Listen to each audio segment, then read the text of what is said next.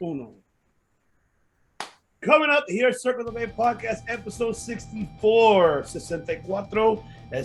What a summertime. It's summertime here in California of professional wrestling. As we're going to go ahead and recap Impact's Summerversary, AEW Fighter Fest Night 2, Money in the Bank, Pro Wrestling News, who's coming, who did he sign, who's joining the club.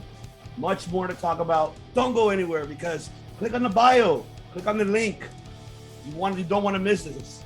As episode 64 begins now.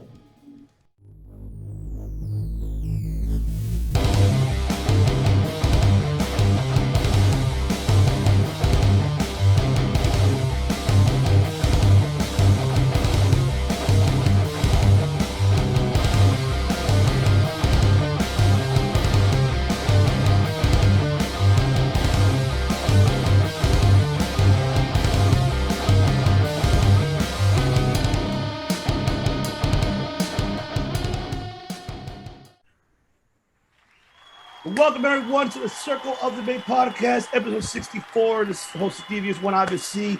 Here with my other host, mis hermanos, mi familia, the family, the West Side, the Generation West in the house, the Four Horsemen, that's right. That's the Four Horsemen, that's right. And I'm going to introduce them, ladies and gentlemen. Of course, we have the director, the one that makes it look nice. And there you go. You gotta give the people what they want, and there we go. None other than the director, the one and only, the baddest guitarist on the planet, Chris Kennedy, ladies and gentlemen. The horseman from the land that has no horses. That's us. And of course, he is no longer Mr. Callis. He is now known as Mr. MGC. Switchblade Steamboat, ladies and gentlemen, because he's no longer. Cut you off. Yeah, cut you off. Like, I gotta ask you, Mike. How well are you breathing? Oh, and are you? Tell me. Mike, are you? Sounds like a loaded question. With the switchblade. No And, comment at this point. All you gotta do is breathe with the switchblade. That's right, because now, ladies and gentlemen, the god of podcasting needs to be introduced here because he's a multi-time recording artist, a graduate from Cal Domingos Hills. He's also the 2018, 19, 20, 21, and future 22 karaoke world champion because he lives 1,977,000 miles from Winnipeg, Minnesota, Canada.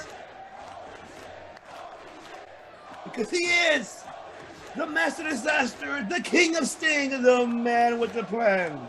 Money, Mike. By God, I'm podcasting Lopez. You mute. Yes, sir. Inching even closer to 69. I'm loving it. Yes. Inch by inch, 6 inches at a time. That's right. Oh my Several God. reasons. What a hot summer night here in Southern California, but with the summertime of pro wrestling, ladies and gentlemen. What a weekend. A lot of forbidden doors, a lot of debuts, returns, and upcoming feuds as well. So let's And get the legends. A lot of legends. Yeah, brother. Some things. Amen. Say it. Something's what? No, I said some things may be happening. Someone may literally have just walked out of an office signing yesterday. Yeah, right? We have no idea. That's right. But before we get into that, let's get into what happened this past Saturday. Let's get the elephant out of the room very quickly. Many forbidden doors happened this past Saturday at Impact Slammiversary. What an overall pay-per-view. What a great, phenomenal pay-per-view. Nobody expected these turns of events that happened on Impact. So we'll break it down overall. Want to congratulate, of course, Decay becoming the Knockouts Tag Team Champions with Havoc and Rosemary.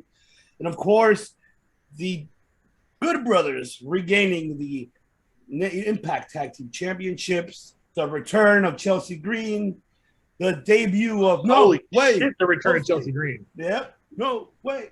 Oh, but you can't say Jose. He's no way. Copyright pending. No, that's I can't. That's right. That's right. And of course, the return of Finjuice as well. And of course, upset that nobody expected, Chris Sabin beating Moose. And the X match was incredible. And then, of course, but by God, Pro Wrestling, Kenny Omega retaining, beating Sami Callihan. But we saw the Switchblade, arriving on Impact Ring. So I'm going to take it to the director. Give us your thought. What do you rate the pay-per-view, and what were your thoughts about Slammiversary overall? All right, I watched a lot of content this past week, so if I'm off the target of these events occurred at Slammiversary, just call me out. But I'll talk about some highlights real quick just to get them out of the way. The use of Chelsea Green with Matt Cardona, that happened, right? That was a tag team, fantastic. Love that entire match. I like seeing couples work together. And I think there was I right about that? There was like a crazy Canadian Destroyer spot that someone pulled. Oh, yeah, in the X match when Pete Williams, I think he gave the super Canadian Destroyer, I believe, on Chris Bay. Off like the top of the ring to the outside or some shit. It was some weird. He was hanging. Yeah. And then I guess I forgot who had Chris Bay on like an electric chair like position. Yeah. It was. And then he ended up. Yeah, it was fucking wow. Oh, for the youngins, the under 20-year-olds, Petey Williams invented the Canadian Destroyer.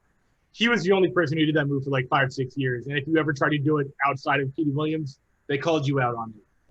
He even called Rey Mysterio out on doing it when he started doing it. Definitely the innovator of that move. Fantastic to see him back and still innovating that move, which we've seen like Penta Zero do some good shit with it too. The Jay White return, that was also then, right? Is that Slammiversary? Jay White making his debut. That was return to America though. I mean, right? Yeah. He was in Japan for a while. That was awesome. The Callahan match, of course, Kenny kept it. It was just a good event. The crowd is the reason I really couldn't pay much attention to the product for a good while. But everybody there seemed to have never left. As far as like the audience participation, I guess the fervor, the fucking machismo, the women chismo, the woman chismo. Everybody's loved everything. It was a good event. It was a great event to return to crowds for sure. Absolutely. I forgot to mention one thing too, which I apologize. The debut as well. Deanna's Peraza Mystery Reporter. Oh, I was going to talk about that. Look at the roster that Deanna Peraza has beaten, and she's beaten them in every company that's either major or minor. She's in GSW. She's in Global Syndicate Wrestling. Fantastic job by Brandon Niscari. Then she goes to Impact, and she cleanly beats Thunder Rosa, former NWA Women's Champion. Clean. It is very likely that you can say right now, this second, not overall, but in this moment in time, that she might be the GOAT. Currently active right now. Yeah. Virtuosa. Her resume is absurd. And she's working every company that has a door that she will walk through. Oh, yeah. And then now we hear that it's already announced that she's agreed to go to NWA 73 Empower for. It's got Deeb, right? Deeb's next. Well, she's Mickey James invited her to go because they're having an all women's pay-per-view. So she finally said yes. So she's going. So I'm looking forward. Mickey James showing up, and I don't know if this was just like a hashtag, but is she going by like the Badass MILF or something? Is that her new nickname?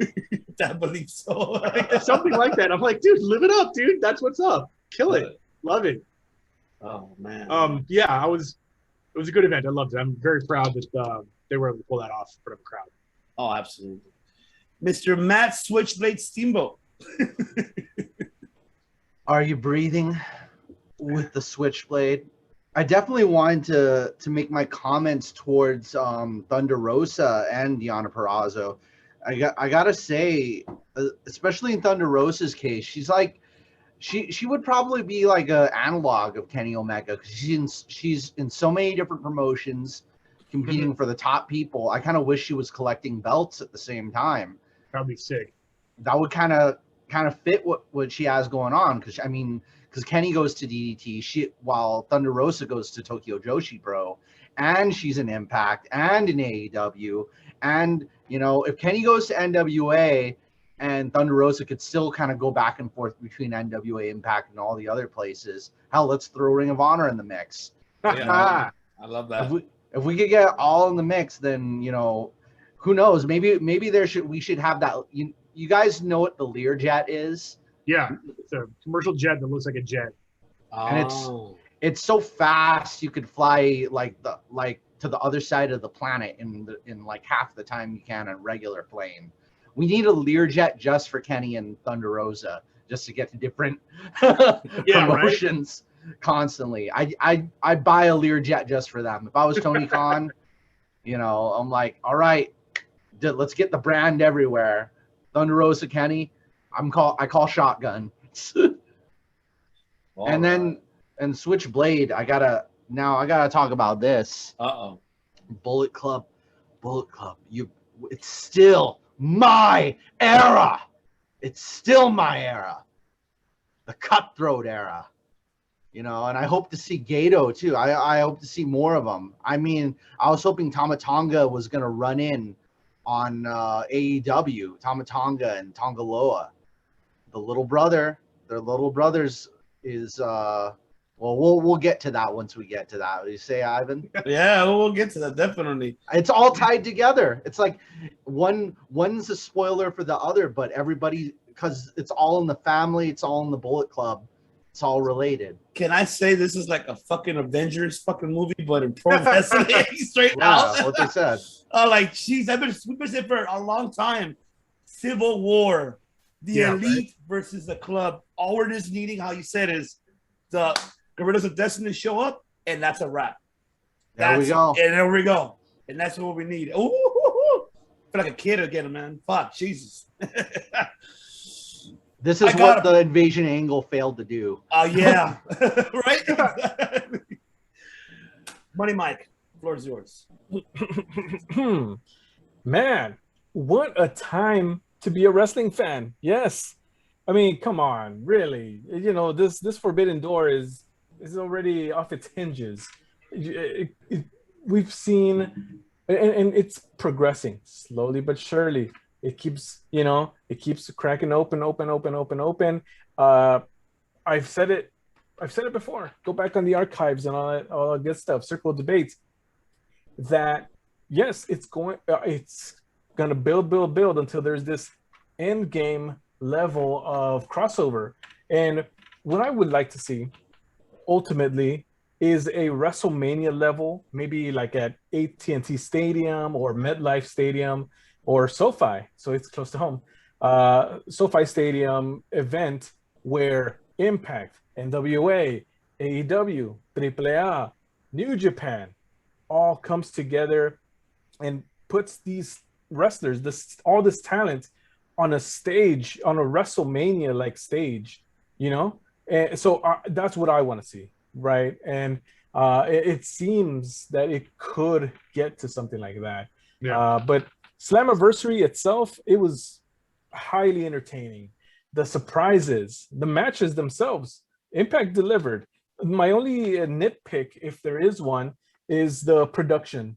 The production team had some miscues on transitions, and I remember D'Lo Brown when he was in the pre-show, he was gonna hype up the upcoming card, and he gave this look like Matt Striker told him, "Hey, tell him what do you expect on the pay-per-view," and then D'Lo Brown was like, and he started like looking at the papers right there. Botchamania, get on that. But yeah, other than that, like production sort of stuff, I think that other than that stuff, I think it was a great pay-per-view. I mean, I haven't seen Impact much over the years, but I would imagine this is top level sort of thing. This is a top level, next level consciousness type of style, right? Of course. Next level consciousness. There you go. But let me ask you this, Mike. First time you ever see the X match, what were your thoughts about that? I love it. It was great. Courtesy of Leo, right? Yeah, great stuff, man. It's hard to come up with original ideas sometimes, and this is different. This is not Elimination Chamber. This is not Hell in a Cell.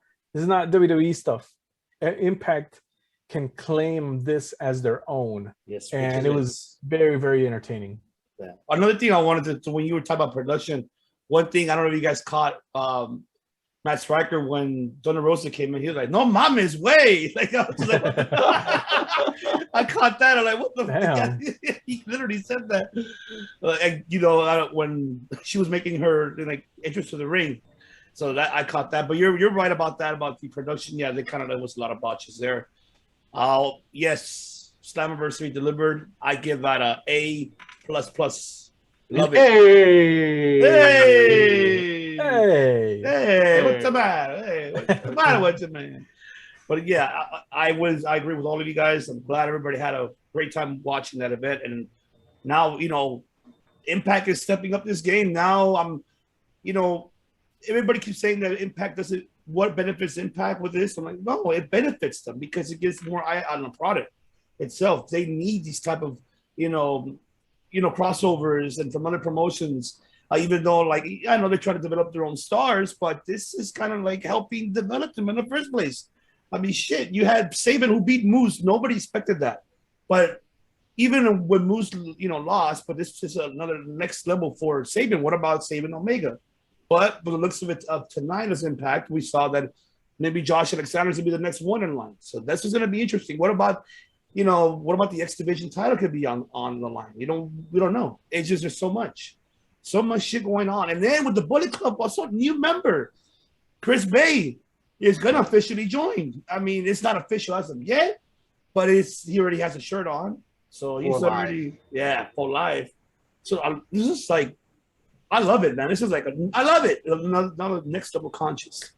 That's, hey, Ivan, and this, I think the main thing this will signal, it's now inevitable that the final chapter of the Golden Lovers storyline will happen. Yeah, but unfortunately, you heard about your boy, right? But we'll talk about that later in a bit. We'll talk about that. Kota Ibushi has pneumonia, but we wish him a speedy recovery. There you go. So we'll see what happens. Hopefully, he'll be ready by WrestleGram. He might be. It's a big question, so we don't know yet. But let's just keep an eye on, ladies and gentlemen, on Impact. Follow it every Thursday. That's a must, because we'll be watching too. All right, let's step into AEW Fyter Fest Night 2, gentlemen. Let me start off with the opening match. Of course, the demo god himself. Of course, Chris Jericho, the good joke. Beating Sean Spears in that chair match, courtesy of Sammy Guevara, as we're coming in. Then in the aftermatch, we did see MJF saying your second labor law now, Jericho, is with motherfucking MDK, Game Changer Wrestling World Champion Nick Gage next week in a no DQ match. What the fuck? With Jericho as the Painmaker. And yes, and then later on he did say, "Oh yeah, well, I'm gonna come back as the Painmaker." I was surprised that you didn't dress up as the Painmaker. You have the hat on, but where's the makeup, man? Yeah. I was waiting for that. Director, take us away with this one. Your thoughts about the opening match?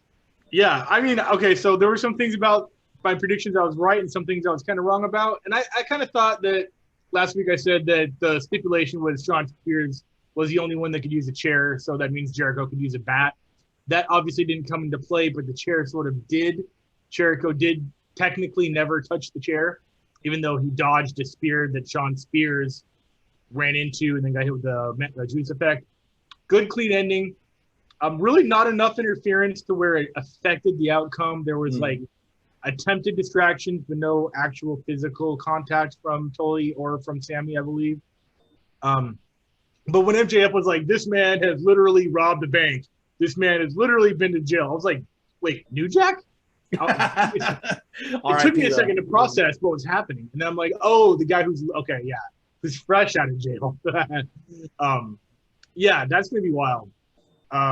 There's a great movie with what's his name? He played Abe Lincoln. Come on. Daniel Day-Lewis? Daniel Day-Lewis. I drink your milkshake. I drink it up. That movie's called There Will Be Blood. And that's what's going to happen between that match and the next Trials of Jericho. Ooh, lots of it. All right. Oh, yeah. That's going to be violence. It's going to make the main event that we are going to talk about from this event probably look like house show in '97. I know Nick Gage is bringing at least like maybe 2 truckloads of light tubes, fluorescent light tubes. Yeah, it's going to be a classic CZW match. It's going to be garbage wrestling, glorified backyard style. Mm-hmm. That's right. Take it away, Matt Callis. No, so I think one of the things this kind of makes me hopeful for the future that I want to see Shawn Spears and Chris Jericho go one-on-one without the weapons and stipulations, because I kind of want to see, because I like Shawn Spears as like a singles competitor, you know, him kind of just in that wrestling like scope and whatnot. And especially like when you think about it, this is like 2 great Canadians going at it. So I kind of want to see like the technician side of Shawn Spears up against Jericho, with them kind of like work, you know, in honor of that great Bret Hart lineage coming down. So, and then Nick Gage. I mean, I just watched The Dark Side of the Ring. Everybody should watch that. You know, you'll get the whole, for those who aren't familiar with Nick Gage, watch Dark Side of the Ring, watch his episode, and you'll get the whole picture of, you know, everything he comes from and what like their whole CZW, GCW, their whole scene is about, with the violence and the fluorescent tubes and the disco dancing and the, you know, I even watched a CZW promo the other day and I reposted it on my Instagram, and it is the most, what was that guy? It's like, you're ultra violent? Well, I'm hypersexual. I'm like, what? It is just ECW, XPW just turned up to ridiculous. Like when I started watching that back when, what was Homeboy with the Sabu mask, the African American gentleman? He would dress like I forget what his name was, but it was just like, I'm like, this is insane. This is almost horror movie level, unrealistically violent for sure. Yeah, definitely. Money Mike. Yes. So let's see. Fighter Fest 92, right? Yep. I think that match should really, really be kept at the end to give enough time for the kids to fall asleep, because kids are not going to want to watch this because of how bloody, or maybe they are going to want to watch this. I don't know. When I was 12, I'd want to watch something like that. I mean, I watched Jackass. When I was 12, ECW was on every night. Mm-hmm. You know, who here was watching Jackass when it was on MTV? Like I was like 11 or 12. I was. When I was like 11 or 12, I was watching Jackass on MTV. So this is gonna be like, oh, dude. And then I've got like my beef jerky and my big gulp of Mountain Dew and my Xbox T-shirt. You know, that's nice. That's 12 years old all over again. Violence on TV, like every middle school kid's like, yeah. I would say good on Tony Khan. I was about to call him TK because the wrestlers call him that. Because we're cool like that. Good on him that he has a sense of what's going on right now in wrestling, right? You know, obviously the Dark Side of the Ring episode did well and turned a lot of eyes to Nick Gage and what he's been through and what he does in the ring.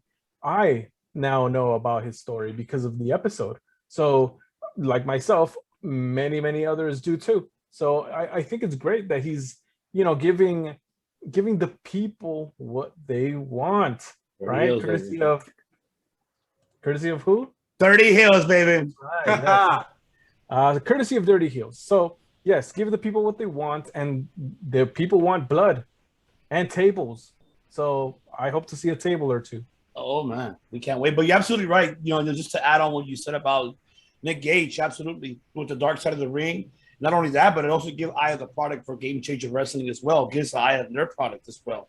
And with that episode itself about Nick Gage, kind of helped the exposure of for him more to be noticeable and everywhere now. And then especially having these feuds, you know, him with Moxley, now with Cardona, now with Jericho next week. Yeah, it's gonna be a bloody fucking match. I'll tell you that. And people are if I were your kids, man, kids under 12 to step away, kids over 12, tune in if I were you. We've done it, so why not? Okay, I'll not wait. All right. Then we had, of course, the Doc Gallows Kazarian match. Gallows won, after that, the post match, of course, they were beating the shit out of Kaz. And then, of course, Adam Hangman Page, of course, he's like, oh, the elite hunter has now become the elite hunted, and, all this cowboy shit. And, it's, man, I'm loving this, man. I like, we'll get to the pro wrestling one about that, which I'll bring it up later on. But so far, what are your thoughts, director, the storyline? You're loving it right now. How's everything going? Yeah, it's fine. It's just building up to that Survivor Series match, because that's exactly what that match is. And Kazarian just had to be a casualty of that civil war they have going on.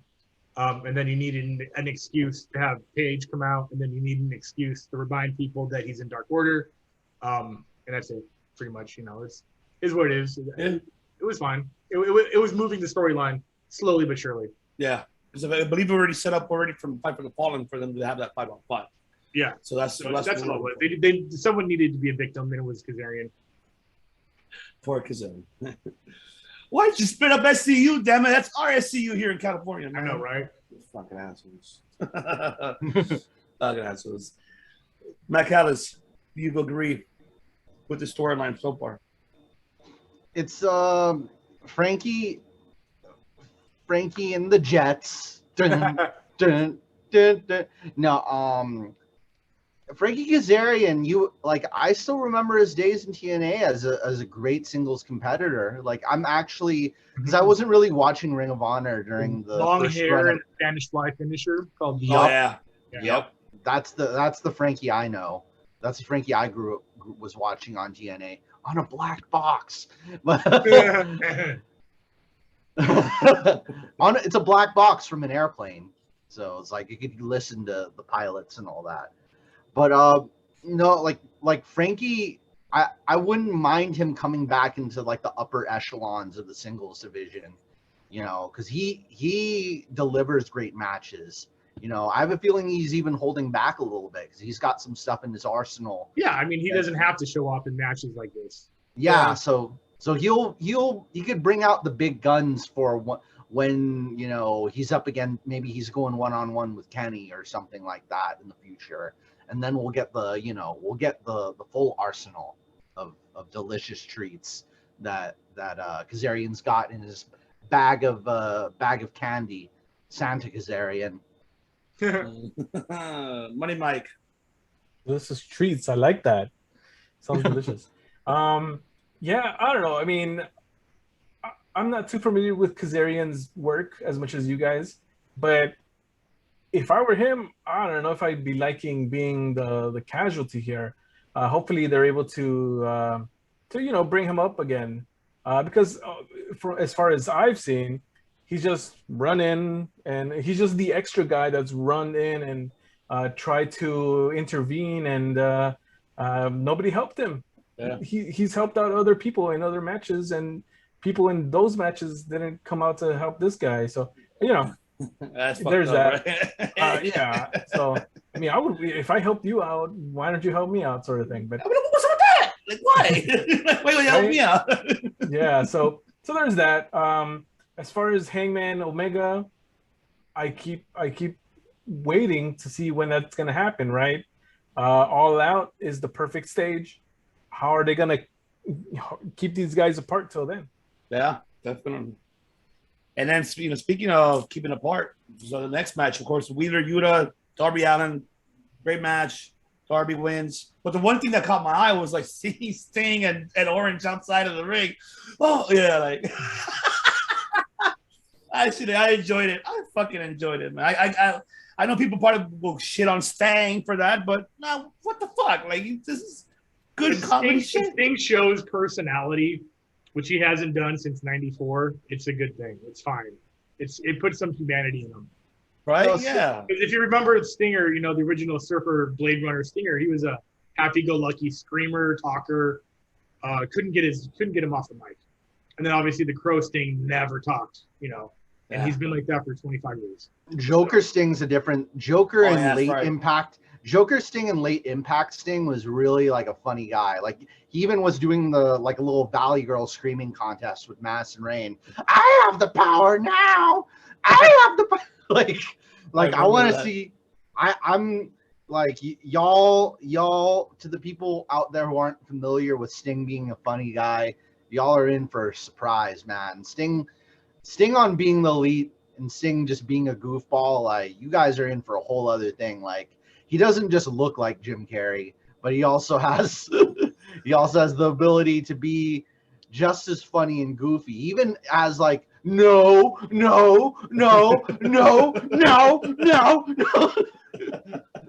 That side of Sting, you guys, you're in for some good times.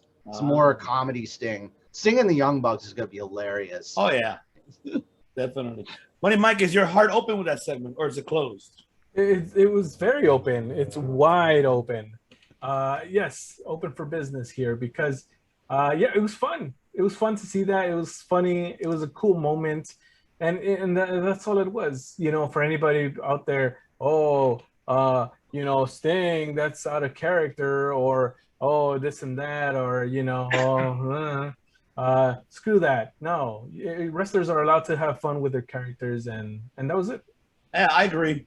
I mean, shit. Whoever shit on this shit, fuck you. Because I rather shit on WWE, how they treat their Hall of Famers. Oh yeah, like shit like fucking garbage. Like Sting does it because he wants to.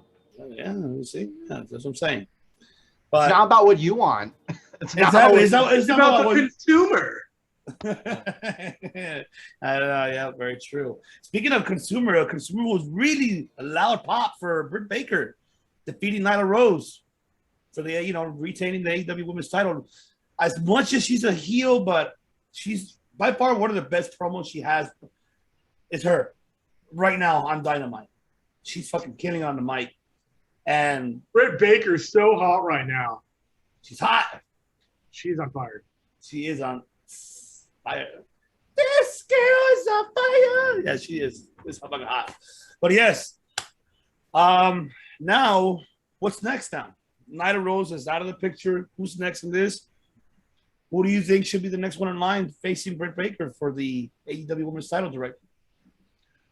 Well, first of all, let's say that, the crowd was in on everything she did, chanting her name. She's over as a heel. She is as heel as it gets. And she's still getting cheered. And with almost no real interference from either Vicky or Rebel, clean win. She got a clean win over Nyla Rose. Clean as fuck win. She didn't cheat. She didn't hit her with a cane. She didn't do anything. Clean submission. Thought she was going to lose to the Beast Bomb. I was like, holy shit, they're doing this. And they did not do it. Who's next? I have no idea. They're not building anybody up to be next. That's the problem. Is there's no one gunning. Hikaru Shida, I haven't seen her in a month. Red Velvet is perhaps still in a feud with Jade Cargill. I don't know. I haven't seen them in like 2 weeks. They haven't been a part of Fyter Fest at all. I could look up the rankings, but as Clark Street Wrestling seems to claim, they don't work. So this is a case in that point. See, like you got Mike mad already. No. This is the case to their point. This is because whoever number 2 is hasn't been in a major event like Fyter Fest. Anna Jay's out. Chris Gatlander is in a feud with Allie. Like, I don't even know where Penelope Ford sits in all of this. There's no clear number 2. So I have no idea unless they bring in Deeb again, who I think is booked in a tag match or something. No, I know who number 2 is, Chris, already. Because like you said, the ranking, or who's actually getting the next shot?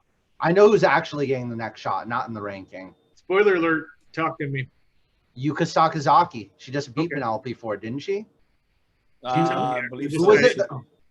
She like on the last, and Yuka Sakazaki is like back in the U.S. for like a certain amount of time, and she needs to sell this. Like last time she faced Britt Baker, she knocked out 2 of her teeth.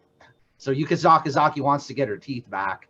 So wants to get her teeth back, and she's gonna jump on top of her with her magic carpet or something. So is that actually booked? Is that who you suspect? That's who I most suspect because it kind of makes sense right now. That's what I'm talking about. It's all suspicion. There's no real clear number 2. no one came out and called her out and said, I'm next. No one's. I don't. So we'll have to wait to see what happens next. Yeah, definitely. I agree with you. I think that's somewhere that they're kind of sleeping on already. And I'm looking at the rankings now. Technically, Thunder Rosa is supposed to be the next one. She's number 2. And she just lost to Deonna Purrazzo, who doesn't even have a title. Yeah. And then take Conti 3, Statlander as 4, Kushida. Statlander hasn't had a single match since her return.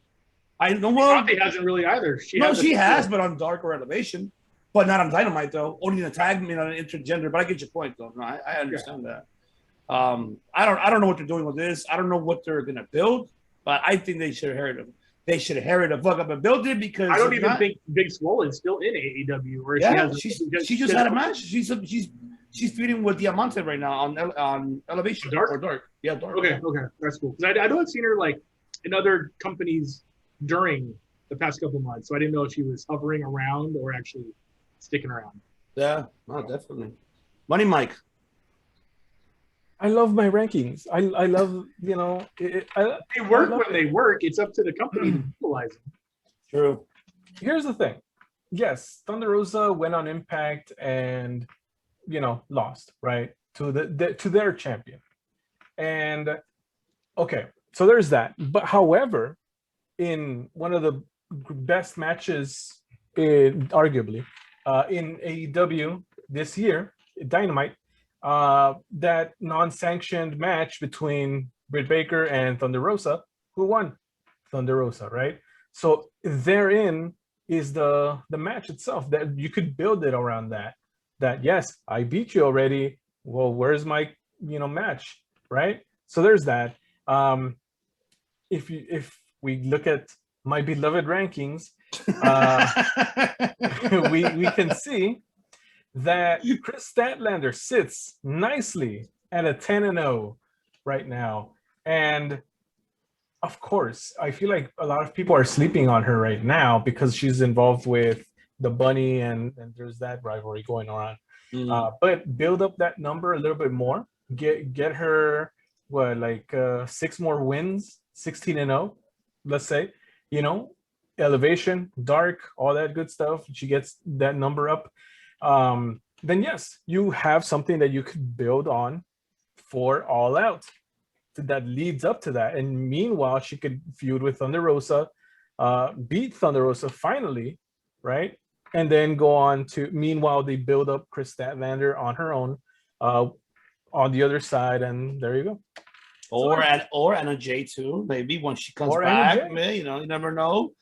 And the thing is, the weird part about the Nyla Rose and Britt Baker mini feud that we had here, is that both are heels, right? And it was kind of like, who's the bigger heel here, right? So with Thunder Rosa and Statlander, it's clear that Britt Baker goes back to her heel role, takes that, and the others are the face. So there you go. Kind of like a reverse, right? Kind of like, for example, like she started with the top ones that she previously lost with, like Nyla Rose. Let's say Thunder Rosa's next. Let's say she beats Rosa, gets her, redeem match, for losing that non-sanction. And then from there, move on. And how you said, now move on facing the baby faces in that women's division and building them up, and her making her a better heel, be the number one heel that she is already now, but by beating, like Nyla Rose and Thunder Rosa, I think that would be, she'll be the number one ranked heel and try to build the other faces in the women's roster. I mean, that could be the case. I mean, that's, if we put it that way. Yeah. That could be the case. And I'll say this to end it, that, or for my part at least, that if you look at SmackDown, WWE side, they're about to have Carmella versus Bianca Belair again. I think it is the second week in a row. They're giving her another title shot. So in order to avoid that sort of thing from happening over and over again in AEW, that's why we have the rankings. And they're not perfect, but they're there. So it helps. Matt Switchblade. I think I already talked about the. Okay. So he talked about the. Okay, so you already gave your. Okay, I thought you were. Yeah, okay. Yuka. Okay, for sure. All right. And then I wanted to go ahead and move on with this, actually. This was surprising as well. Well, the director called himself.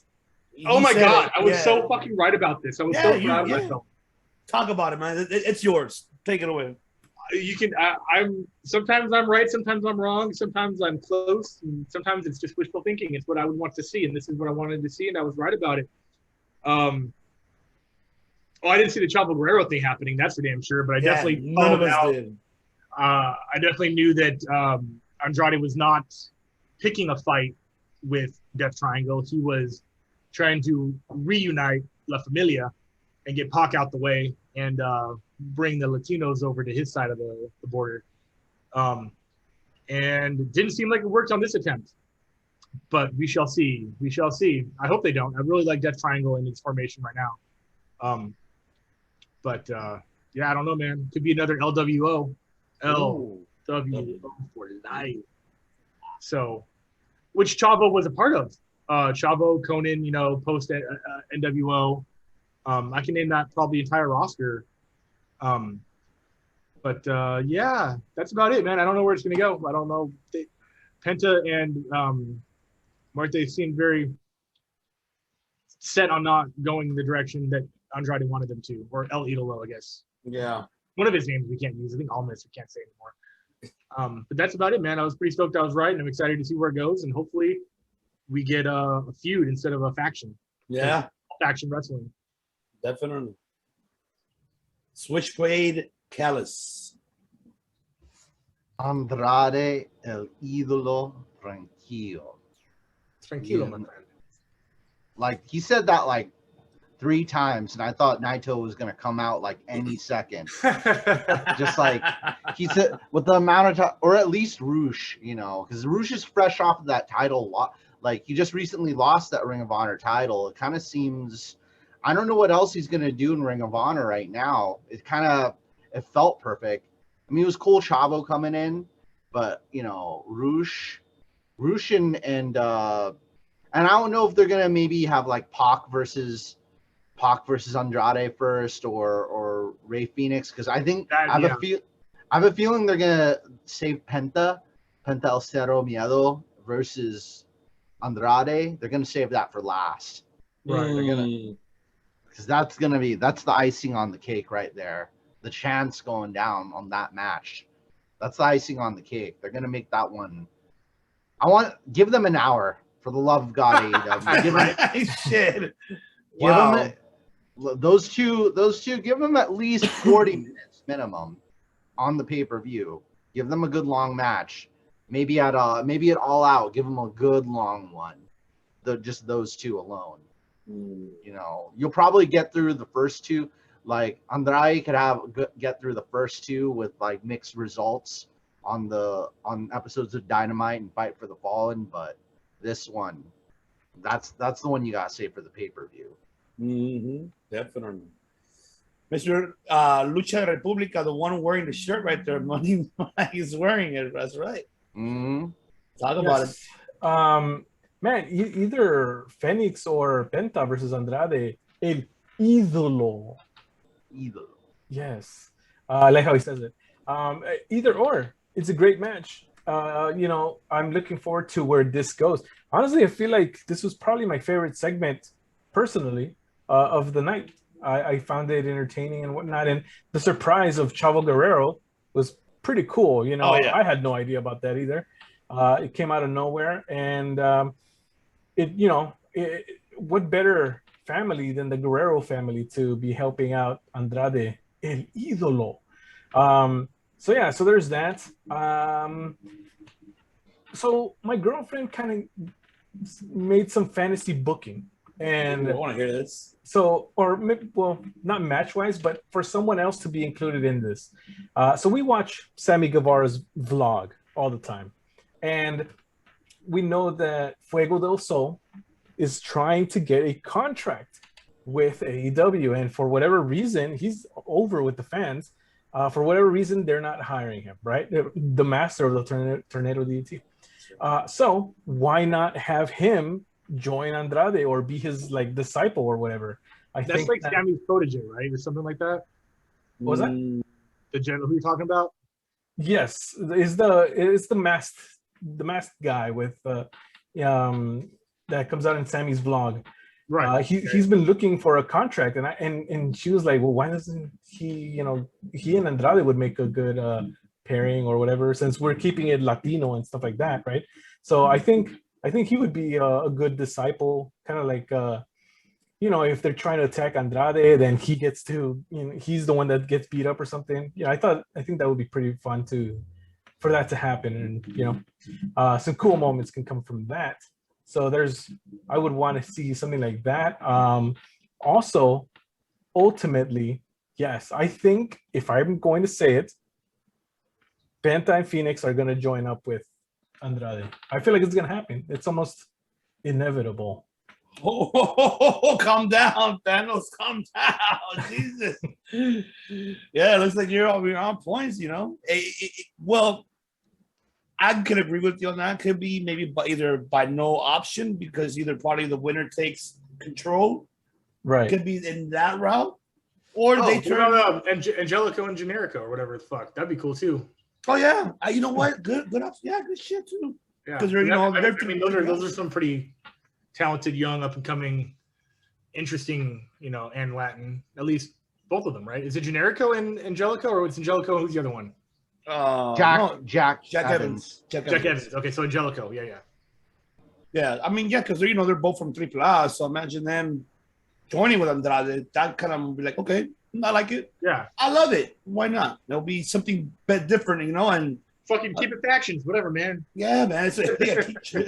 Trios title, baby. Trios titles already. Come on, bring it out. Bring it out already. Let's do it, man. Yeah. And women's tag titles. I'll Yes. say. I won't stop saying it until they have it. There you go. Because we need that in AEW. Yeah, where are they at? I don't want to get too off topic, but where the fuck are they at? They're not. They're just waiting for a 90-day clause to end. I know. It ended already. Fucking. Not with them yet. I thought it. Yeah, it did. This one is both of them. Both of them? Are you sure? I don't know. I'm asking. I think it did already. So what I heard, because I was watching them on oral sessions, I heard that they're still working or sorting stuff out with their green card. Oh, their visa, yeah. Yeah, their visa and stuff like that. So because they're technically not working, so they have like 9 months or something like that, though. I think. Shit. Yeah, something like that. Yeah, that's what I heard. Work visa active, yeah. Yeah, I hope. I mean, I know what Peyton should be all right, but Kay though will be the one I'm gonna be worried about because I'll hopefully she doesn't go back, and that will kind of suck. Her going back to Australia will really be a bummer. But I would love to see them in Impact. I think that would be a great addition there for the tag division overall. And her and Tanel Dashwood, because they're all Australians, will be a great faction there. And they could jump ship to AEW's women's division too. Why the hell not? And NWA. Since all these forbidden doors are opening, make it happen, Tony Khan. Damn it, Jesus. But yes, Chavo, great pop for him, especially hometown Texas. The Guerreros, since Texas is their hometown for the Guerrero family. I guess what they did is now separated Vicky, have her just with Nyla, and just have Chavo be with Andrade, which love it. Yeah, I love it. Yeah, it's fine. It's good. Yeah, let's do it. Now, biggest cue is, will he compete? He still looks in great shape. I mean, would he at least compete in 1 or 2 tag matches, maybe with Andrade? I mean, who knows? I would like to see. I'm gonna say in Spanish. Say it. No. Wow. No. Yeah, maybe you're right, but who knows? I mean, but he looks in great shape, man. Still great shape. I mean, remember, he was the one that was kind of like directing everything for Glow, doing all the moves and everything else with alongside. People remember him. Yeah. The crowd base right now has to be the kids of us. Yeah. Our age, you know what I'm saying? So yeah. To get that pop, love it. Oh yeah, and I think he deserves that too. It's been a long time, for him. Well deserved for him, and I wish him the best too in AEW. Now, man, AEW is doing something that you rarely see in other promotions. There's how many managers now in all of them? All of them, right? Jesus Christ, so many managers. I know that it's overwhelming, oversaturated with managers, but hey, sometimes you're gonna need something like this. Why? Because some people need to learn how to, pretty much how to, get someone talking for them. So, but all right, let's move on to the main event of the evening. I'm skipping over it because I want to. It was okay. Move on. But yes, main event of the evening, ladies and gentlemen. Of course, we now have a new IWGP US champion, which Mike, everyone here, Chris as well, has said it. Yeah, he needs to win. I was wrong though. I had a theory that he wouldn't be the face of that belt for some reason. I had skeptical hippo eyes that he wasn't going to transcend that door the way Moxley did, so they were going to keep Moxley on it a little bit longer. Take it away. I was wrong, and I'm glad I was, because I think Moxley's still stuck to the barbed wire tables. It's been 72 hours. That chokeslam, though, man. Oh, I fucking thought he was going to take Blackout through that thing, though.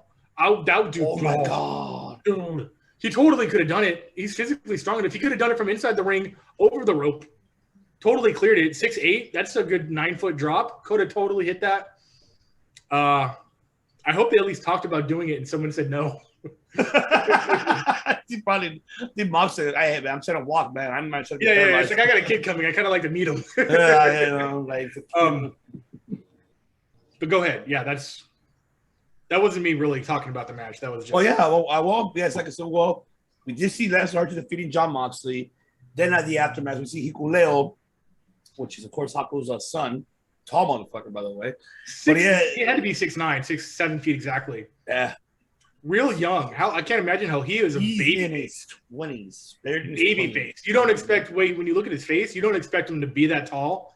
And he's not even man thick yet. Like Lance Archer is like, you get a particular body style when you grow a little bit older, like past 26, and you start to develop the man muscles. He doesn't have that. So he just looks super tall and lanky. Yeah, definitely. I mean, if you haven't catch them, ladies and gentlemen, watch New Japan Strong. Catch them there. Make sure to subscribe to NewJapanWorld.com. But yes, moving on with this match. This finally, Lance Archer redeemed himself for winning the IWGP US title. What I want to add to this, though, and I'm curious, I want to know everybody's here thoughts. Was this a New Japan rule? Because technically, when he counted 10, it tripped me out. Wait a minute. It's supposed to be 20 counts. Because in New Japan, it's 20 counts, and then you win the match. I think because it's a Texas death match, so that's it's what like, I'm got confused. It's not a ring out. It's a knockout count out. So it's a last man standing type deal. Yeah. Okay. Because in boxing, I think it's a 10 count for when you're knocked out. Yes. So and you get up to 3 of those pending judges or pending the ref's discretion. Because you could in a death match, you could be outside of the ring for way more than 20 counts. Like you could be outside of the ring forever. You just have to. Yeah. There's no DQ. Yeah, no DQ. Yeah, but knockout. That's you where have to be unconscious. So that's where I got confused of the rules because I'm like, kind of 10. Wait a minute, I thought it was New Japan rules. So, that's what I wanted to ask. Before you guys give your thoughts. So you're saying that it was just like a regular old school fashion last man standing, but in a death match, 10 count. That's it, pretty much. Okay, all right. And no pin. Go ahead. Oh no, I was like no pin. I'm pretty sure submission counts, right? Like you could surrender. Mm-hmm. Probably. I mean, like, maybe a 10 count in submission until you pass out, Austin style. But you could also say I quit or I give up. You don't even have to be submitted. Right. I think about JBL. I was like, whoa, I quit. I like the ref count. It always bothered me. I know it's drama, but I hate it. Where it's 1, 2, 2. Yeah. This ref counted to 10 according to the standard time. It was a solid 10 count. I loved it. I want more of that. I may have been just for the effect of the match, but I do love that rule. I think Ring of Honor does that, or does Global Syndicate does that? Someone does do that. They do follow a legit counting. Ring of Honor. Ring of Honor does that, right? When they have a pure rules match, they do that. Yeah, but it's not like they don't delay. Like it's not 25 seconds between 10 and 11. It's full 10 seconds. Yes. Yeah, love that. That's my favorite part of that. God damn the forks. Oh my God. Oh my god! I just saw it. I was like, I should have brought one with me. If you go back and watch Moxley's work in CZW, where he literally cut his teeth, that's all he was doing. He was a garbage. I don't know how he transitioned to the Dean Ambrose actual, brawler wrestler, but not really a garbage wrestler. FCW. I'm pretty sure it was an FCW. He got the chops. But he was just pure garbage wrestler back in the day. The balls to put this on American TV in prime time. Goddamn love it. A Japanese title between two Americans in Texas on a network from Georgia. Or TBS, right? Your TNT is still Turner. Yeah. Wild shit going on, man. I'm glad you enjoyed it. Money Mike. You know what? That Chris mentioned something that I've thought of for a while that and I've never said it, that I don't like those slow counts by the referees. I don't. I think it. Yeah, in the indie world, we used to mock that. So my favorite thing to do would be like if the ref goes from like 3 to 4, 5 to 6, or whatever it is. So the ref would be like 3, 4. How many burritos, refs? 5. Shit like that. It would give you so much time to just heckle, and it's the same thing about the ladder climbing. Like, you just pulled off this crazy spot, but you can't climb a fucking ladder step by step. Like, I hate it. I don't care about the drama. Hated it. No, you know what else grinds my gears? When refs are kicking out people from ringside and they have to. Yeah. They have to do that. Why? No. Oh my god, that's annoying. If they brought a more sports athletic approach to the reffing, which AEW kind of is doing, it's not as comical or dramatic. It'd be good. Be a good thing. I like it. The things we talked about, they could change or work on. Obviously, you said Ring of Honor does it. I know there's some things at Global Syndicate that are a little bit more sports athletic than sports entertainment that I like. And this is just one of them. A full 10 count should be actual 10 seconds, not 30 seconds. 10 Mississippis. That's you want to get it right all the time. Actual 10 seconds, Mississippis. Yeah. But there's that. I usually say 1,000 when I brush my teeth. Yeah. Okay. Well, all right. The match itself, man. Yes, it was must win for Lance Archer. I said it last week. This was must win. He lost against Miro. He lost against Cody. He lost against I forgot who else, but he's been losing title shots. This was it. He had to, or either that or make a drastic change to his character. But fortunately, he took it. He won, and honestly, I was kind of surprised when he did. I was like, "Oh, okay, he won! Yay!" Because the guy deserves it. The guy is an awesome, big guy, athletic for a guy his size, for sure. He hit Rolling Thunder Cannonball off the apron. Senton. What the absolute fuck? My thoughts exact. 300 pounds. Moxley is a good sized guy. He's half the size of Lance Archer. To take that, Jesus Christ. Yeah. So, congrats to Lance Archer. I don't know what's going to happen next week. I don't know if they gave him the title so that he could lose to Hikuleo. Is that happening next week? Fight for the Fall. Yes. Hell yeah.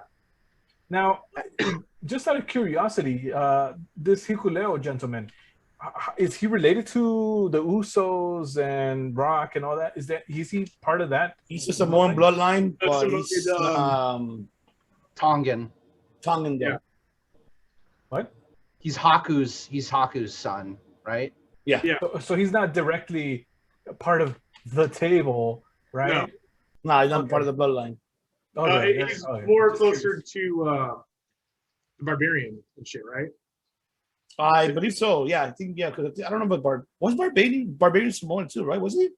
Good question. Who was it? Haku and Fatu, or who? I know Haku was. He was with Barbarian. That was his tag partner.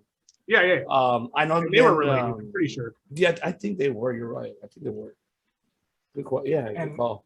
And also, I want to mention somewhat of an elephant here that he, I mean, I don't know about Bullet Club that much, but he was wearing a Bullet Club shirt. So in 1 week, we had multiple appearances in various promotions from Bullet Club. And the new member, I mean, it's official that Chris Bay is in Bullet Club. It's you don't wear the shirt, and it's not speculation. So right, and as we film this, Switchblade is on Impact, so all that good stuff is going on Bullet Club wise, and I mean, I don't know, they're giving up when we say 10 greatest factions and all this and that. They're getting up there as far as the top of the top there, bigger than DX and or NWO, they're getting up there for sure. So there you go. It's all about being in the right time and place. May I, Ivan? You're next. Go for it.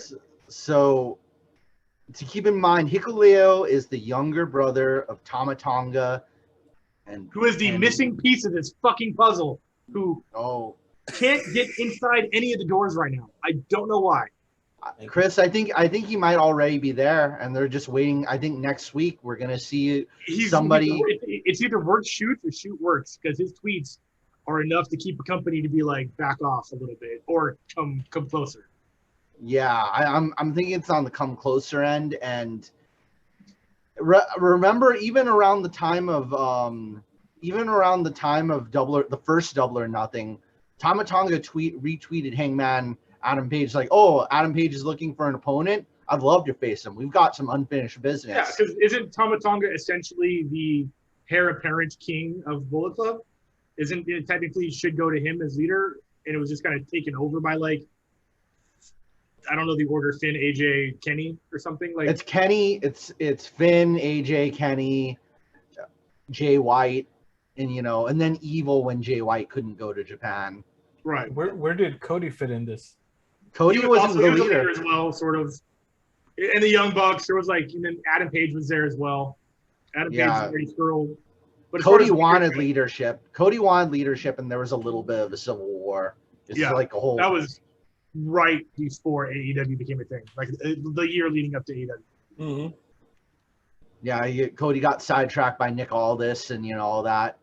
But I gotta say the main thing is, because I said 65% sure that Moxley would retain, but that's not what I want. Because I wanted Lance Archer to win, and give me what I want. Give me what I want. I love that. I love that. That's one of my favorite promos of all time for all the wrong reasons. He just forgot what to say, and it kind of made it look like Triple H forgot what he was supposed to say. I'm gonna get sidetracked on this because I was like, Triple H, just say the thing. Should Triple H say it? He keeps asking you the question because you're not saying it. I didn't know Batista didn't know what the next question was. I thought Triple H forgot the answer.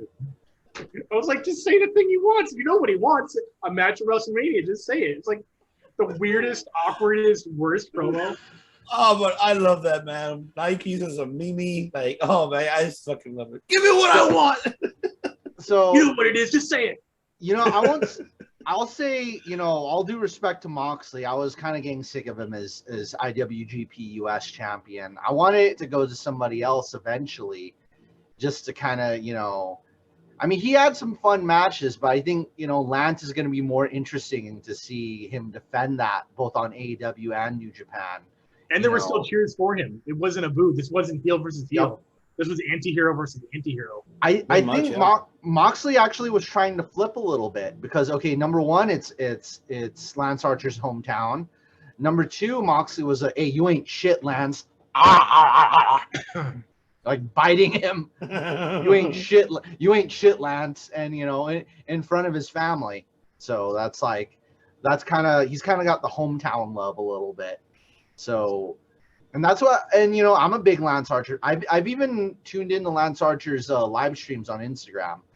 But overall, this is also God, that shit got me when I was watching. I was like, oh, I cringed. I was like, oh my God, I can feel that shit. Like, oh. Sylvester Stallone said this about wrestling. Get down, he said, or what? There's a lot of things you cannot. There's one major thing you cannot fake in wrestling, and that is gravity. You can't fake gravity, and I don't think you could really gimmick a fork that much. Even if you're going soft on it, that shit's going to hurt. And landing on the pointy part of a chair, you can't fake that. You can't fake that. That's the hardest part of the chair. Yeah. You can't fake gravity. That chair is like, sure, Definitely. So I'm thinking we're gonna see a lot of Bullet Club run-ins within the next few weeks. Can I just say war? I can say exactly. You're calling it right. This is like you're kind of like your fucking scrolls from like Marvel coming out, appearing here out of nowhere, and then the main fucking motherfucker with Tama Tonga shows up, and that's it. Civil War, Devin. Give us what we want. It's got to be bottlenecking. It's got to be bottlenecking into that for sure. Yes, absolutely, 100%, absolutely. So yes, we're looking forward to what's going to happen now, and especially with Lance now winning the IWGP US title, he's able to go ahead and go to New Japan Strong, and it helps New Japan Strong too, because it develops that program as well. Because like us right now with Japan, they're going through major issues with the whole pandemic era. It's very difficult for them they don't really have the best roster. The beautiful thing is that like the Finjus and Jay White's here. I know the Tamatonga's here because he lives in Florida. The majority of them are not in Japan. They're all here in the United States. Because safely, they heard about the lockdown, they came home before they got stuck. Yes. Yeah. That's why Jay White didn't go back to England, because there was going to be another lockdown, then he would have been stuck in London. Literally happened to Pac. Yeah. Absolutely. So I'm happy, and we're seeing this, and I'm happy that it works out with New Japan. Another positive note: Jake the Snake Roberts just signed another 9-month contract with the AEW. Yeah, I'm happy for him. All that, and I was stoked. Yeah, definitely. Speaking of signing, let's go ahead and end the topic with this tonight. We have AEW news, big one. Obviously, everybody been talking about it the whole over social media, but it's time for us to give our thoughts about it. NWU. That's right. That's right. But let's talk about it, gentlemen. 2 people. One, I'm not going to confirm. This is what we read. That is confirmed that one person is already signed, and that is the American Dragon, Brian Danielson. Brian Sisiki. Thank you. Brian Danielson. It's a hard one to remember. Yeah, I know. Yeah. Like, oh shit, just went 12 years of not that name. Brian Danielson. And of course, in talks. He has not been in the ring for almost over 5 years, right? And that is, of course, Chicago's own CM Punk. He posted that weird video on Twitter. Yes. Phil's gonna Phil, man. He's gonna be a weird guy, and then be a little condescendingly articulate with it. Now, with the details of Brian Danielson's contract is that he's able to work anywhere else besides AEW. And he wants to go to New Japan. That's all it took. He asked Vince to let him do it. He said it would be great for the company. He said, let me be the first to break that door down in this side of the office. And Vince was like, that's not good shit. That's right. So he's able to work in New Japan mainly. I don't know more details, and maybe with Ring of Honor. I know a few more of the caveats. It's less work days equal pay. Yes. And, obviously with the 2 kids up in Washington or Seattle, right? He's in Seattle or Oregon? I think he moved to Arizona. Oh, okay, cool. Yeah, he moved to Arizona. He wants that. He wants, obviously, that road, especially with the AEW back on the road. They do less days as it is. Because Dark has its own roster. You don't get a lot of Dynamite people on Dark, and, it's good. It's good for him. More money, less work. Do it. The Brock schedule. Now, yeah, absolutely. Almost like a Brock Lesnar schedule, right? Imagine. Yeah. Don, let me ask you guys this. Obviously, your thoughts about it, if it's confirmed. And 2, how would you book him? And where and when would you book him? Would you wait after All Out? Or how would you actually make his debut? Because right now, Here's one thing my fear is. I don't want it to fuck up that Adam Hangman and Kenny fucking storyline. It could happen that way, even with Punk too. But we'll get into Punk right after American Dragon. But how would you book Bryan Danielson his debut in AEW, and with who? Anybody but Cody. Take it away, director. I'll make this quick because I do got to run because I'm stinky and I'm glad we're not on Smell-O-Vision. Don't do it soon. You just saturated the market with new talent. Starting with like Miro, obviously Christian Cage, Tommy End, Chavo Guerrero, Andrade. Don't keep that steamrolling right now. Have that stop at some point. Let us want more instead of too much. Let us almost forget, which I know that we won't, but draw it out a little bit. Let's go radio silent on the Bryan Danielson thing for another month or two. As far as who, I don't know. This is the first time I thought about it because the information came to me yesterday. So fantasy booking, I mean, goddamn. Who's Miro feuding with? Is it still Lance Archer or who is it? No, or he's Frank Cage or something? Nobody right now. Miro would be good. Oh. But then you're going to get that traditional, it's just a bunch of old WWE heads wrestling each other. So there's that. Darby would be fantastic. Let's say Darby. Put Daniel back in the heel zone and have him go after Darby.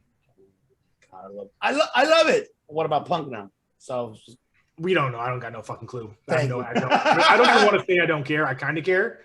I don't think Punk was as good as his merchandise said that he was, in my opinion.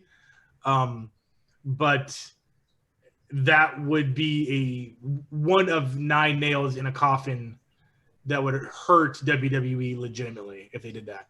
Mm-hmm. No fucking clue. He would Moxley. Perfect. There it is. Okay. At All Out or after All Out? It's Chicago. Again, I don't know how soon they could do that. I mean, I know he could show up whenever he wants to, but how soon should they do it? That's true. That's like my biggest fear. I think they should wait after. I don't think they because I don't want this to be like a big influx, a big what's the thing where a bunch of people leave and come? Exodus. Thank you. Nailed it. I don't want this to be a big exodus of new talent, and then we just go a year with no new talent, and then we're just stuck with all these heavy hitters with big names that are stealing the thunder. I want them separated. I want there to be like a big name and then build a couple small names. Big name, build the small names. I don't want it to be a fucking complete new roster build with all these legends. So yeah, that's how I see it. Definitely. Money Mike. It's tough, for those reasons that Chris just mentioned. It's tough to kind of balance things out with your homegrown talent and WWE guys. If I were to pick for Daniel Bryan, Darby is definitely a top contender for who he could feud with. Let's see, Miro definitely, but I would not want Daniel Bryan to get the TNT title right off the bat. I feel like any title should, take time to build up and get to that. I don't know if Christian Cage and Daniel Bryan ever had a program or a feud. That could be interesting. Let's see. And then for CM Punk, oh man, him and Darby Allin would be great. And I'll just throw this out there. Maybe not his first feud, but I would like to see him feud against Orange Cassidy. Oh, shit. Why not? That would be fun. Right. And there's a lot of cool names in here. Jungle Boy, let's not forget about him. And Hangman, after he's done with Omega, maybe as champion or. Oh, I would love. Oh my God! Can you imagine Straight Edge Society versus the Raging Alcoholic Cowboy? I love it. Hell yeah! I love it. Yeah, there you go. So many great options. But we got Rampage coming up, right? So and Rampage Jackson. Imagine. Hey, he's been in there. He's wrestled. He's made some pro wrestling. He was in TNA, I think, for like a second. Yeah, he was. Yeah, he was. King. I think with King Mo. Yeah. That feud. I think. Yeah. I remember that. All right. Matt Switchblade.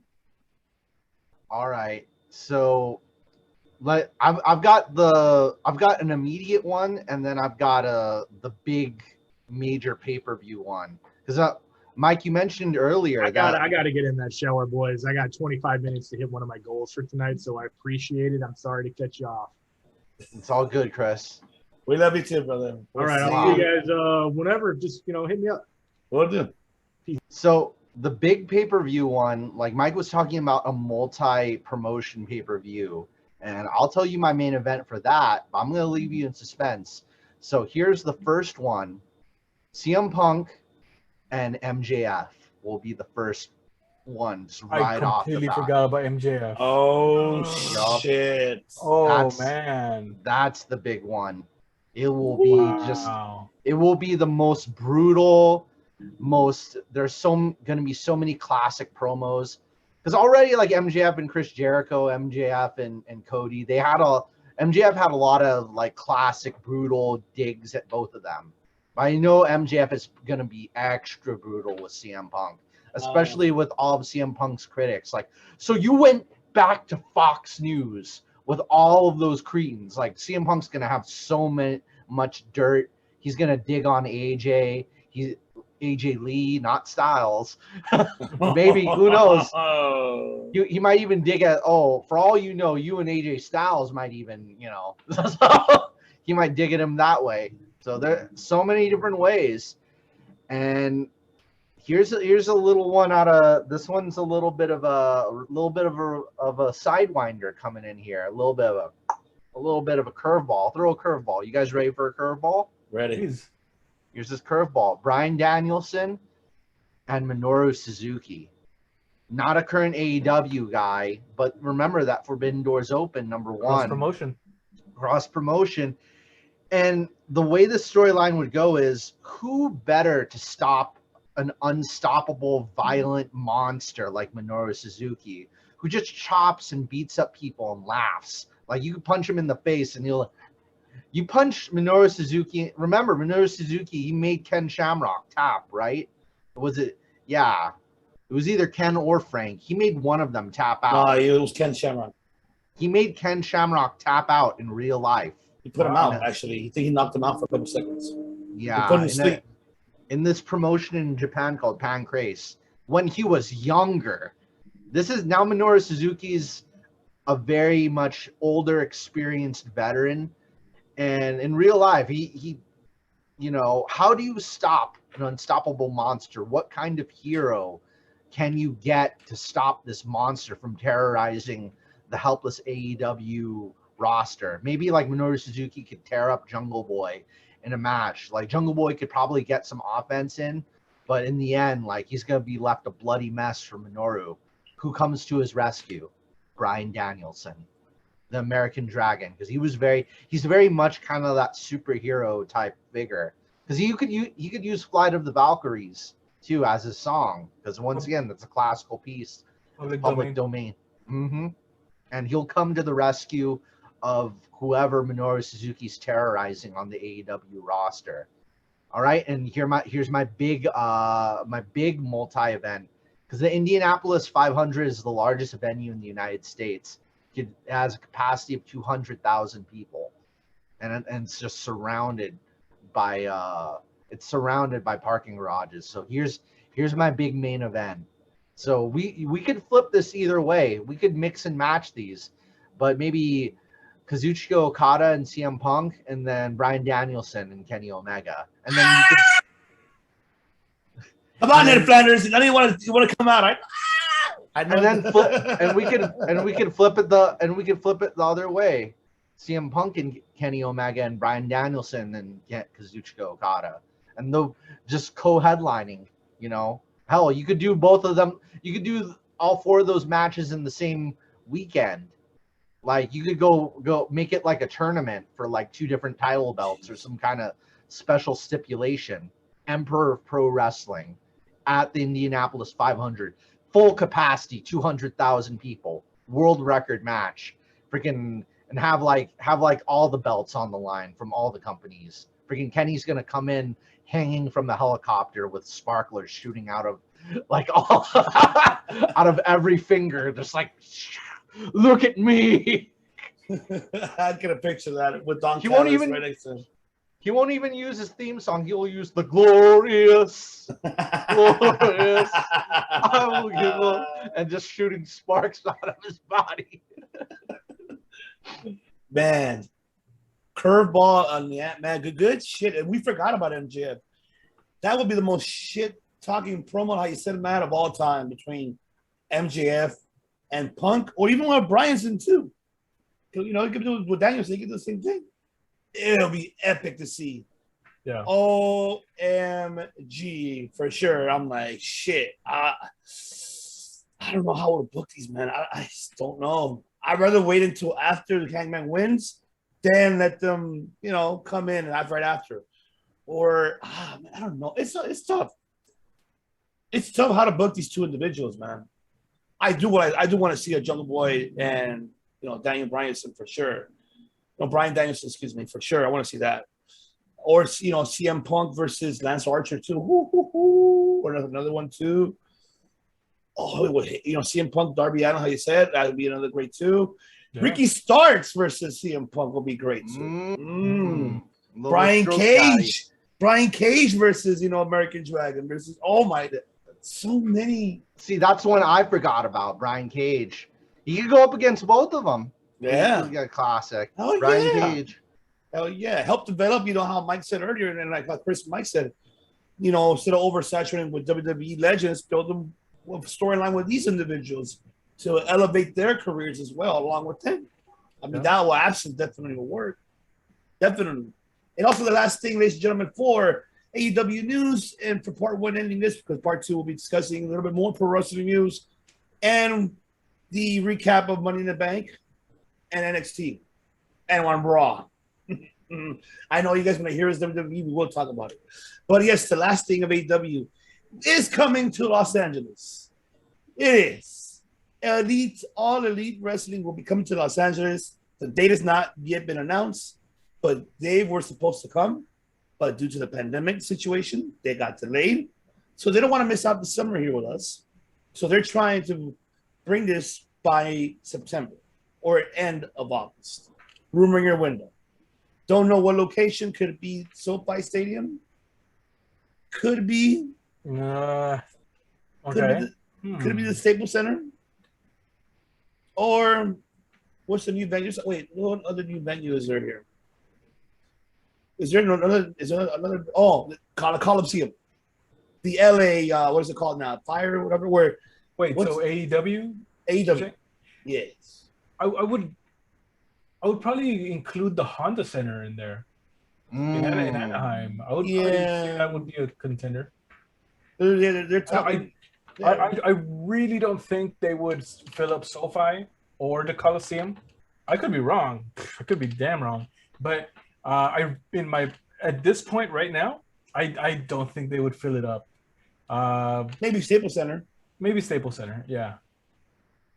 The Toyota Center over in Ontario, just because it's next to Rancho Cucamonga, and that's the home of the Young Bucks. So that too, yeah, that too. I think that venue, just because of, you know, the Young Bucks being the EVPs and, you know, that just being right next to their home, they could bring the whole families down with them. You know. Yeah. So they're heading to the West Coast towards us. That's what they're trying to do. Is toward the West Coast. Connor already kind of mentioned that, but he hasn't given a date yet. He wants to do it before the summer ends, which, you know, summer's going to be fucking here in Los Angeles, Southern California. Summer doesn't end here till like probably after September, beginning of October to late October is when it starts becoming winterish here. It's hot, like a mofo over here in Southern California. But yes, ladies and gentlemen, this is part one of episode 64. So we'll be right back. Don't go anywhere. After these messages from Infratools. We'll be back. Well, it looks like we're not having a part two. We got to actually end it here with part one, ladies and gentlemen. We're back very quickly. But yes, I wanted to speak very briefly your thoughts about Money in the Bank. We got Nikki Ash, who won. Did not expect that. Big E winning the men's one, Money in the Bank. And now we're seeing the future upcoming storylines. You know, Roman retaining the title, seeing Cena coming out. We see on Raw, Nikki Ash cashing in.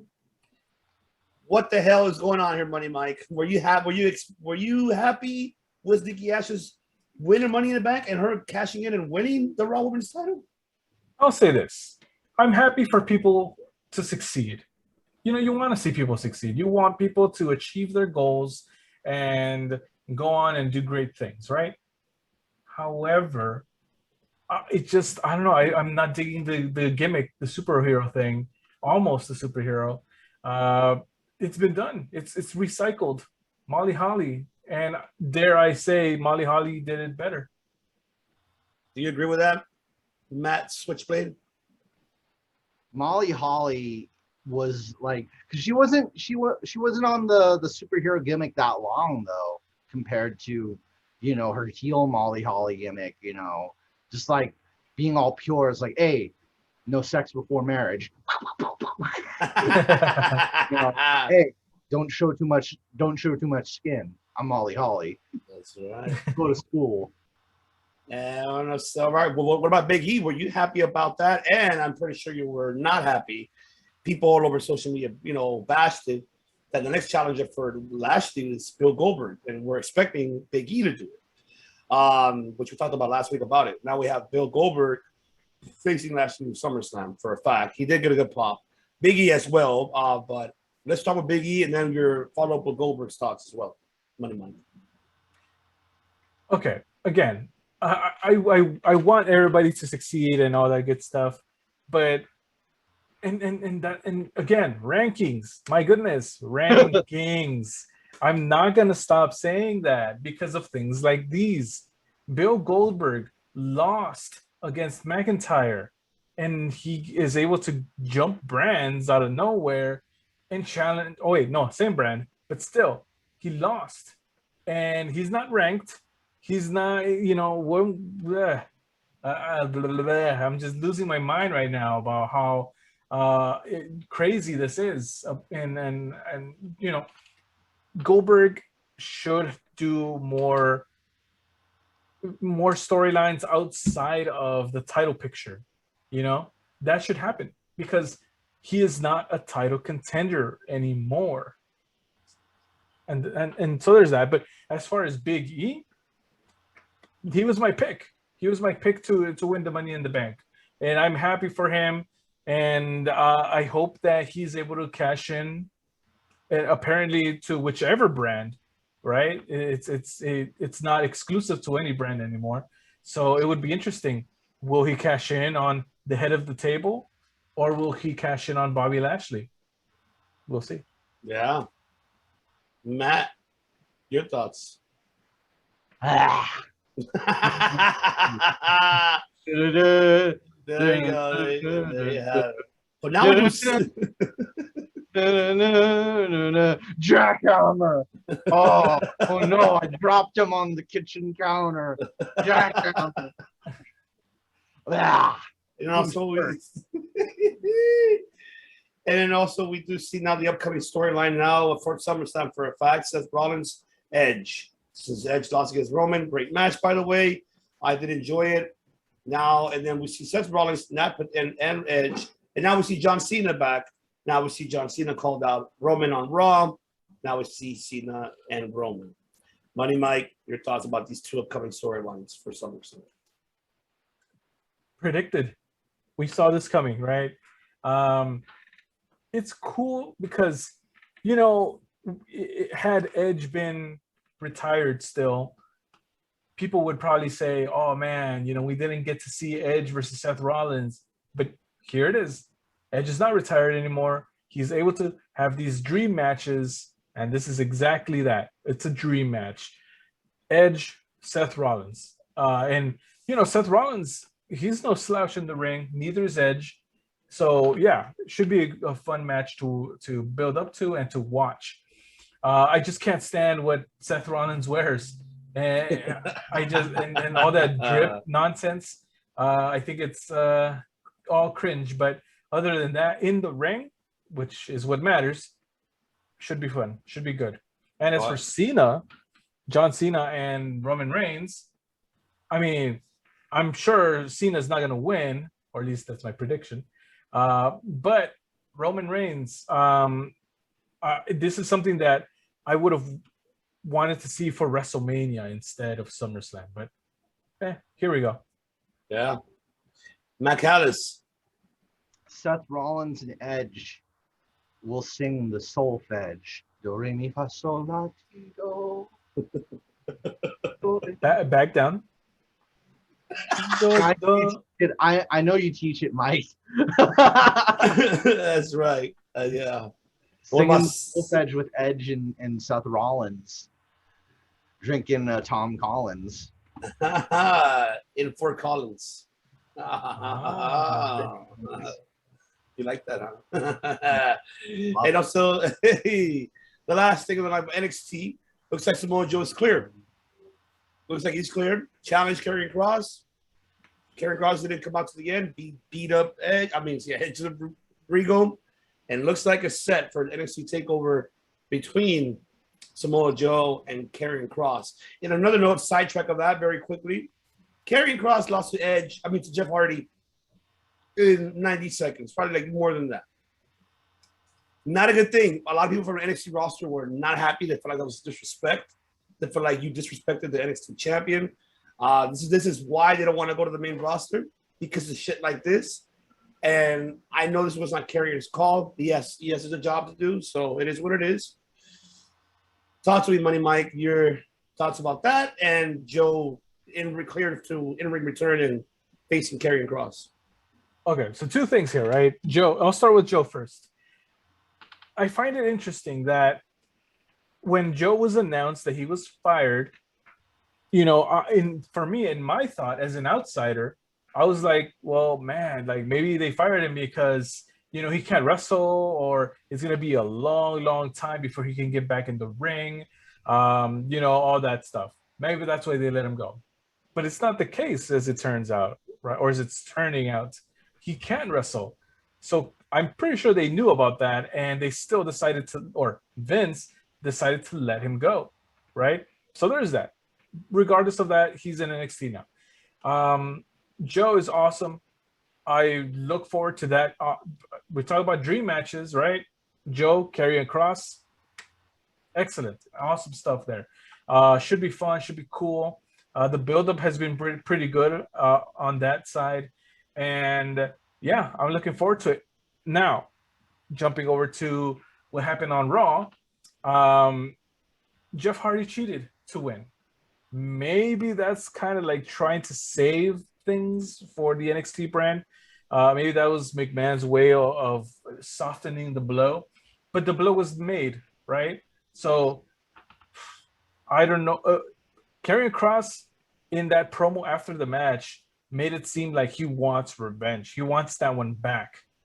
So, and sidebar, I'm glad Jeff Hardy has no more words. Oh, that's right. Right? So, yeah. I think that's great. I was happy. Absolutely great. And it goes to show that the music helps out a lot. You give a superstar the right music, it'll elevate him for sure. So there's that. But if I'm a betting man, which I'm kind of not, but Karrion Kross is gonna get that one back. Okay. Matt Switchblade, Callis, Steamboat. Some more Samoa Joe. It's great seeing him in any capacity. I kind of hope Samoa Joe appears with a lead pipe and smashes lettuce on everybody. What the fuck? Just lettuce, water, iceberg lettuce on everyone. And he does the muscle buster. Oh, yeah. We haven't seen that in a long time. Definitely. What about Karrion Kross lost to Jeff Hardy? Yeah, right. You're like, eh. My eyes are like wide open. So how? Why would you do? Why would you do that? Why would you do that? See, that's why I don't watch. That. Yeah, I know. It's rare we talked, but now the crowd is back. So it's something that I'm intrigued to seeing the fans back now on the WWE universe are back. So that's why it needs to be talked about. And it's requested by all of our audio platform listeners in India, in Switzerland, in England, in Germany, I Canada. I got a big thing to say about it. What Vince McMahon's like mentality behind it. Carrion, how you doing? You haven't been here that long. I've known Jeff a while. So Jeff, you win this one. Take it away. Hey, pal, you got to lose in 2 minutes, pal. You gotta lose. I don't know you that well. Let me take a nap. Turkey sandwich. Yes. And there you have it. I'm gonna go see Donnell Rollins tomorrow. There you have it, ladies and gentlemen. Thank you so much for tuning in for episode 64. We'll be back next week, of course, following up with Fight for the Fallen, pro wrestling news around the world, updates of Bryan Danielson and CM Punk, and of course, Fight for the Fallen recap, NXT, SmackDown, Raw, much more coming up. But before we leave, I wanted to go ahead and thank the League of Extraordinary Podcasts and all for the league who are going to be comment below, because tomorrow, which is Saturday, ladies and gentlemen, we're here to wish someone a happy birthday. So let's start it off, Matt. 1, 2, 3. Happy birthday to you. Happy birthday to you. Happy birthday to you. Happy birthday. Por una cabeza de nombre vuestro. And this is a birthday salute to the By God a podcasting. Buddy Mike Lopez. Happy birthday, everybody. Thank you, everybody. Thanks, Matt. Thanks, Ivan. Much appreciated. You know, and just a speech. Waiting for the speech. Yes, you know, I enjoyed doing this, very much so. I love talking about pro wrestling. You know, we've watched wrestling for years, right? And some of my greatest memories in high school is watching wrestling with friends. You know, Matt, I didn't know you in high school, but you know, I talking to you even through Zoom and all that, you know, miles far away, but we shared that enjoyment of talking about wrestling, and that is awesome, and that is great stuff. We're not that far. It's just, you know, I'd say a hop, skip, and a jump. Like, I go to your area whenever I crave Japanese food. Like, oh, it's time to go. Japanese restaurant open till 4 a.m. Well, there you go. Well, we should go one of these days, yes? When I get a craving. There you go. I got those pregnant woman cravings. So all in all, you know, thank you guys. It's definitely awesome to be a part of Circle of Debate and to share this love for wrestling with you guys. And for that, I say thank you guys. Thank you.